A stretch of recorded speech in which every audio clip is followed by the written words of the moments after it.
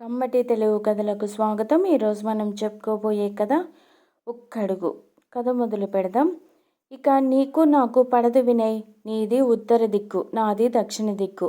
నీవి ఎప్పుడూ ప్రతికూల ఆలోచనలే, నాదేమో చట్టబద్ధంగా విడిపోదాం సానుకూలంగానే చెప్పినా తెగేసి చెప్పింది అభినయ వినయ్కు. నీకు ఉద్యోగం రాలేదు, ఎలా బతుకుతావు? నా నుంచి మనోవర్తి ఆశిస్తున్నావా? వెటకారంగా అన్నాడు. ఇలా అర్థం చేసుకున్నావన్నమాట. చట్టబద్ధంగా నీ నుంచి రావాల్సిన మనోవర్తి నాకు అవసరం లేదు. నా ఆత్మవిశ్వాసం ముందు నీ మనోవర్తి ఆవగించంత, సూటిగా చెప్పింది అభినయ. సరే, నీది టెక్నికల్ క్వాలిఫికేషన్ కాదు, ఒక సాధారణ డిగ్రీ. ఏదైనా మాల్లో చేరిన 10,000 లోపే నీ నెల సంపాదన. అతనిలో అహం దెబ్బతిన్నది. అది నీకనవసరం. ఇక నుంచి మనవి వేరువేరు జీవితాలు. మనసు లేని చోట నా మనుగడ ఉండదు.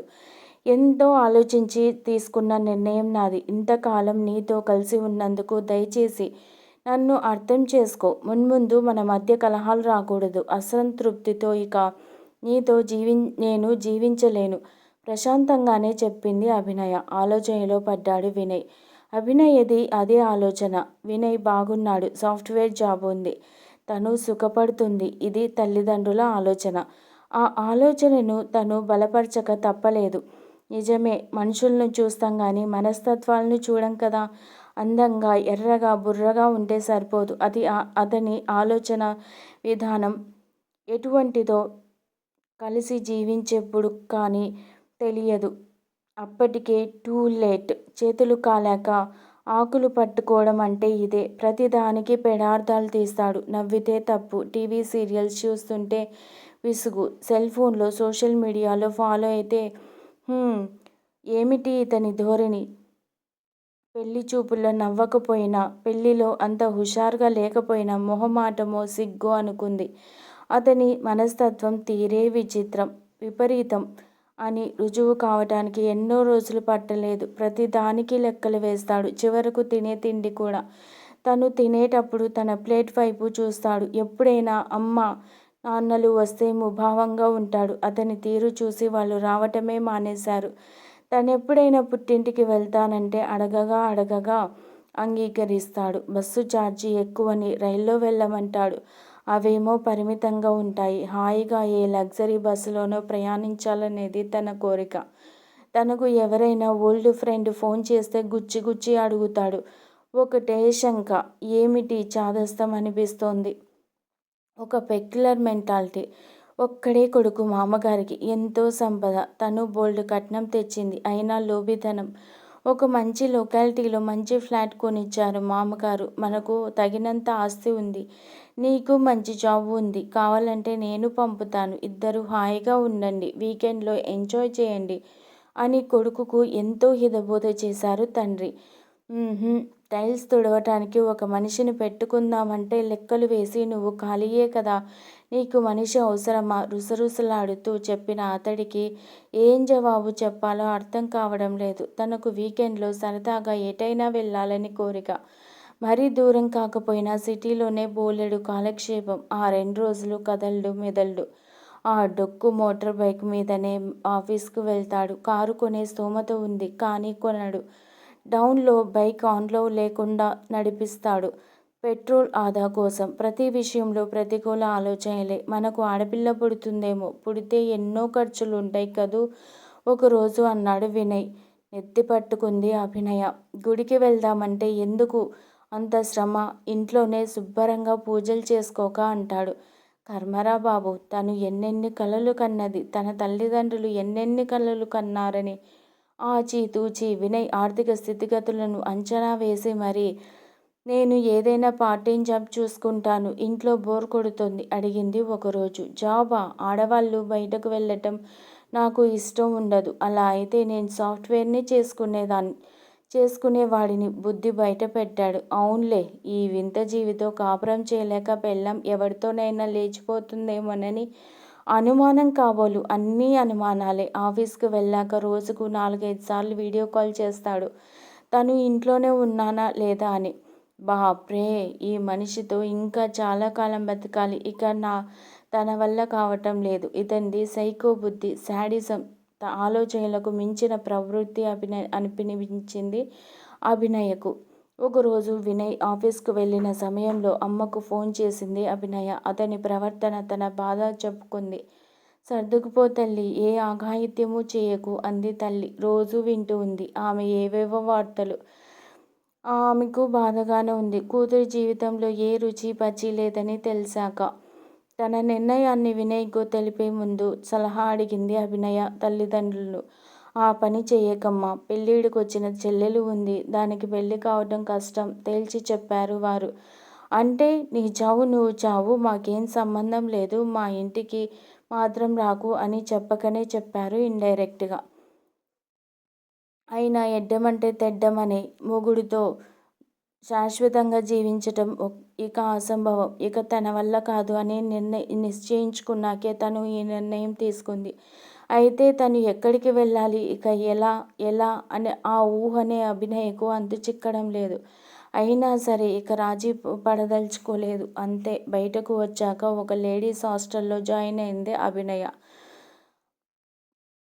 తన చేతికి ఉన్న 2 గాజులను అమ్మివేసింది. చేతిలో కొంత పైకం ఉండాలని. అభినయకు హాస్టల్లో ఒక అమ్మాయి పరిచయమైంది. పేరు కుసుమ. తన గురించి చెబితే గుండె మీద చెయ్యి వేసుకుని నిట్టూర్చింది. బాబ్రే, ఇటువంటి వ్యక్తులు కూడా ఉంటారా? మంచి పని చేశావు అభినయ. అటువంటి వారిని మార్చటం అసాధ్యం. అన్నీ ఉండి అతను అలా ప్రవర్తించడం గతం ఒక పీడకలలా. మర్చిపో. ధైర్యం నూరిపోసింది కుసుమ. ఇక తన గురించి చెప్పింది కుసుమ. తను వివాహానికి వ్యతిరేకి. ఒకతనితో సహజీవనం చేసింది. సమాజం, తల్లిదండ్రులు వెలివేశారు అనేదానికంటే తనే వెలివేసిందని చెప్పాలి. కొద్ది కాలం తర్వాత కొన్ని అభిప్రాయ భేదాలు విడిగా ఉందామని నిశ్చయించుకున్నారు. ఒక ప్రైవేట్ సంస్థలో కంప్యూటర్ ఆపరేటర్గా పనిచేస్తుంది కుసుమ. చాలా డేరింగ్ మనస్తత్వం ఉన్న యువతిలా కనిపించింది కుసుమ అభినయ కళ్ళకు. 2 రోజుల తర్వాత అడిగింది కుసుమ అభినయను. మరి ఎంతకాలం ఇలా? ఏం చేద్దామనుకుంటున్నావని. నేను అదే ఆలోచిస్తున్నాను. నాకు ఒక సాధారణ డిగ్రీ మాత్రమే ఉంది. వస్త్ర ప్రపంచంలో తప్ప నాకు ఎక్కడా చోటు దొరకనట్టే ఉంది నవ్వుతూ చెప్పింది అభినయ. మరి మీ వారి నుంచి మనోవర్తి? ఛ, నాకు అటువంటి ఆశలు లేవు. అసలే లబ్ధుడు. ప్రతిదానికి లెక్కలు వేస్తాడు. నేను కోర్టుకు వెళ్తే గుండె ఆగి అతను చస్తాడు కన్ను గీటుతూ చిలిపిగా చెప్పింది అభినయ. ఇప్పుడు ఆమెకు ఎంతో స్వేచ్ఛగా ఉంది. మరి ఇంకా నీ హాబీస్? నా బంద. వంటలు చేయటం తప్ప నాకు ఇంకేమీ రావు. ఆ, నిజం. అయితే హోటల్ పెట్టమంటావా చలోక్తిగా అంది అభినయ. నో, అటువంటిదే చిటికె వేసింది కుసుమ. ఏంటి? నువ్వు చేసే వంటలను యూట్యూబ్లో అప్లోడ్ చేద్దాం. యాప్ క్రియేట్ చేసి చెప్పుకుపోతుంది కుసుమ. ఏమిటి కుసుమ, ఇది జరిగే పనేనా? ఏం, నువ్వెందులో తక్కువ? నా కంప్యూటర్ పరిజ్ఞానం ఉపయోగిస్తాను. అసలు నీ వంటి నేస్తం కోసమే నేను చాలా రోజులుగా ఎదురు చూస్తున్నాము. మనిద్దరము కలిస్తే ఆలోచిస్తోంది అభినయ. నిజమే. ఒకే ఒక్క అడుగుతోనే ఏదైనా సాధ్యం. సరే కుసుమ, నువ్వు తోడుంటానంటే నేను ఒక్క అడుగు ముందుకు వేస్తాను. మనం సక్సెస్ సాధించాలి. ఎందరో మహిళామణుల విజయగాథలు విని ఉందామె. వారి గురించి తెలుసుకుని ఉందామె. సరే అభినయ. సరే అయితే మనం ఓ డబుల్ బెడ్రూమ్ ఫ్లాట్ తీసుకోవాలి. సరంజామా సమకూర్చుకోవాలి. నా వద్ద కొంత డబ్బు ఉంది. ఒంటరి మహిళలం. మనం ఈ సమాజానికి ఒక దిక్సూచిలా నిలిచి గెలవాలి. కుసుమలో ఎంతో కాన్ఫిడెన్స్, అభినయలోనూ ఎంతో ఆత్మవిశ్వాసం. ఇంతకంటే పోయేదేముంది అనుకుంది ఆమె. కొంతకాలం చూద్దాం. అప్పటికి ఫలితం దొరక్కపోతే అప్పుడు ఆలోచిద్దాం స్థిరంగా నిశ్చయించుకుంది అభినయ. వంట చేసుకునేది వారిద్దరికే అయినా రకరకాల రుచులు, వెజ్, నాన్ వెజ్ ఐటమ్స్ తను చేస్తూ వివరిస్తుంటే మొబైల్తో షూట్ చేయసాగింది కుసుమ. ఆ తరువాత తన కంప్యూటర్ ద్వారా ఎడిట్ చేయటం, వాయిస్ చెక్ చేయటం, యూట్యూబ్లో అప్లోడ్ చేయటం కుసుమ పని. అభినయ ఫుడ్స్ అని పేరు పెట్టింది ఛానల్కు. వారానికి కనీసం 3 వీడియోలు ముందు మందకొడిగా సాగింది. ఆ తర్వాత కొద్దిగా సబ్స్క్రైబర్స్ పుంజుకున్నాయి. మంచి రేటింగ్, ఆదాయం కూడా రాసాగింది. కుసుమ టేస్టీ పేరిట ఒక యాప్ క్రియేట్ చేసింది. ఆన్లైన్ ద్వారా ఫుడ్స్, స్నాక్స్ పంపాలని ఆలోచన. సిటీలో ఎక్కడెక్కడ ఫంక్షన్స్ జరుగుతున్నాయో కూపీలాగా సాగారు. ఒక కారు కొనుక్కున్నారు. ఫంక్షన్స్కు సకాలంలో ఆర్డర్స్ అందించటానికి కొద్దిమంది వర్కర్స్ను కూడా నియమించుకున్నారు. నగరంలో ఒకే ప్రాంతంలో విశాలంగా ఉన్న ఒక షాపు తీసుకున్నారు. కొద్దిగా వస్తున్న ఆర్డర్స్ కాలక్రమేణా పుంజుకున్నాయి. తను తన మాజీ భర్తకు ఎంతో రుచిగా వండిపెట్టిన రాని గుర్తింపు ఈరోజు వస్తోంది. పైగా ఆదాయం పెరుగుతోంది. ఒంటరి మహిళలు జంటగా క్రమంగా విజయాలు సాధించసాగారు. నాణ్యత అతి ప్రాధాన్యం ఇవ్వసాగారు. ప్యాకేజింగ్ ఎంతో అందంగా, చాలా పకడ్బందీగా చేయించసాగారు. స్టాఫ్ సంఖ్య 100కు చేరుకుంది. ఎక్స్పోర్ట్ కూడా చేయసాగారు. యూట్యూబ్లో అభినయ ఫుడ్స్ బహుప్రాచుర్యం పొందింది. ఎంతో అనుభవం గడించిన అభినయ తన అందచందాలతో, మాట విరుపులతో వీక్షకులను అలరిస్తోంది. అత్యధిక మహిళలు ఎక్కువగా ఫాలో అయ్యే వంట ఛానల్స్లో అభినయ ఫుడ్స్ ఒకటిగా పేరుగాంచింది. ఇటు పికిల్స్, స్నాక్ ఐటమ్స్, ఫంక్షన్ ఆర్డర్లు.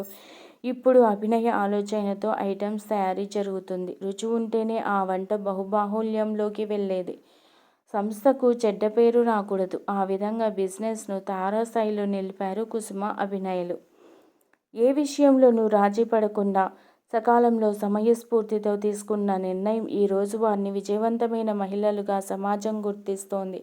కొన్ని కుటుంబాలకు ఆసరా లభిస్తోంది. మహిళా దినోత్సవం రోజున ఒక ప్రముఖ టీవీ ఛానల్ ఇంటర్వ్యూ చేయడానికి అభినయను అపాయింట్మెంట్ అడిగింది. చెప్పండి, ఈ ఆలోచన ఎందుకు వచ్చింది? మీ ఫుడ్స్ ఇంత ప్రాచుర్యం పొందటానికి కారణాలేమిటి? ఈ విజయం వెనుక ఎవరున్నారు? అడిగింది యాంకర్. మోమున విరబూసిన చిరునవ్వుతో చెప్పింది అభినయ. నాకు తోడు నీడగా నిలిచిన నా ప్రియనేస్తం కుసుమ. నేను ఇలా ముందడుగు వేయటానికి ప్రధాన కారణమైన నా విజయం వెనుక నా మాజీ భర్త వినయ్ ఉన్నాడు. మాజీ భర్తనా? అదేమిటి? అయోమయంగా అడిగింది యాంకర్. ఎస్, మీరు విన్నది నిజమే. నా మాజీ భర్తనే. అతని పేరు వినయ్. పేరుకు సాఫ్ట్వేర్. ఎన్నో ఆస్తిపాస్తులున్నాయి. అయినా అనుభవించే యోగ్యత లేనివాడు. చివరకు కట్టుకున్న దానిని కూడా గౌరవించలేనివాడు. ప్రతిదానికి ఆంక్షలే. అతనిదొక విచిత్ర మనస్తత్వం. ఇక అతనితో కలిసి బతకడం దుర్లభం అని తెగించి అతి సాహసంతో బయటకు వచ్చాను. తెగతెంపులు చేసుకొని మరీను. కుసుమ సాహచర్యం లభించింది. అంతగా ఉపయోగపడని డిగ్రీ. ఆ సమయంలో కుసుమ సలహాతో నేను ముందడుగు వేయగలిగాను. కొద్దిపాటి మూలధనంతో సరదాగా మొదలైన నా వ్యాపకం ఇంతగా విస్తరించడానికి కారణం ఒక విధమైన మొండి ధైర్యం. ఇది మినహా బతుకులేదనే తెగింపు. రాజీపడి అతనితో బతికితే ఆత్మను చంపుకుంటూ, రోజు నరకం అనుభవిస్తూ, మానసిక చిత్రవద పాలవుతూ, ఓ మై గాడ్, వంటింటి కుందేలుగా అనామకంగా మిగిలిపోయేదాన్ని. చెల్లెలు పెళ్లి చేసుకోవాలని మొగుణ్ణి విడిచిపెట్టిన కూతురు తమ ఇంట్లో ఉంటే తమకు పరువు తక్కువని, నన్ను ఆదరించని నా కన్నవారు, వీరందరికీ కృతజ్ఞతలు చెప్పాలి. నేనేమిటో, నా ప్రతిభ ఏమిటో, నా తెగింపు ఏమిటో తెలియాలి. అందరికీ తెలియాలి. అభినయ మాటలో ఎక్కడా పశ్చాత్తాపం లేదు. చివరిగా మాట్లాడుతూ రిస్క్ ఎదురైనప్పుడు భయపడకూడదని, జీవితంలో రాజీ పడకూడదని, లైఫ్లో డేరింగ్స్ డెసిషన్స్ తీసుకోవాలని, ఇటువంటి విజయవంతమైన ముగింపుల గాథలను స్ఫూర్తిగా తీసుకొని ముందుకు వెళ్ళాను. నా పరిస్థితులే నన్ను ముందుకు నెట్టాయి, ముగించింది అభినయ. ఈ కథ మీకు నచ్చినట్లయితే ప్లీజ్ లైక్ చేయండి, షేర్ చేయండి. కమ్మటి తెలుగు కథల ఛానల్ను సబ్స్క్రైబ్ చేయండి. Thank you very much.